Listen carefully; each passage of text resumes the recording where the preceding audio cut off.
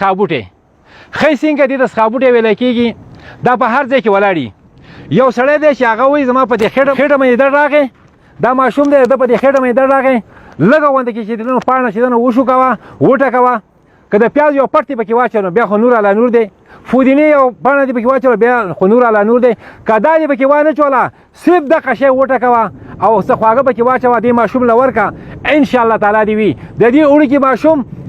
دستونه په دغه ټیم باندې ودرېږي الټۍ به په دغه ټیم باندې ودرېږي غټ سړی دی په خېټه باندې درد دی دا وټکوه شربت یې جوړ کړه او دغه شی له ورکړه انشاءالله تعالی دې وي د ده خېټې درد به ختم وي د دې نه علاوه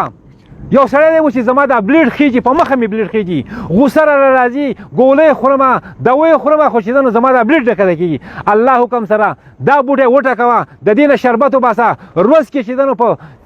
شربت یو باسه او روز کې خواږه به ځان له اچوه په روز کې یو ګیلاس چې شربت تسکه انشاءالله تعالی دې وي شربت دغه چې دا دومره قیمتي شربت دی چې انشاءالله ستا کوم بلیډ چې خېږي نو دا به خېږي نه په خپل ځای باندې وي ته وایې چې بلیډ مې کوزېږي نو انشاءالله تعالی دې وي دا استعمال کړه نو بلیډ به دې برابر شي بیا به کوزېږي هم نه د هغې نه علاوه یو سړی داسې دی چې زما د وینې جراثیم دي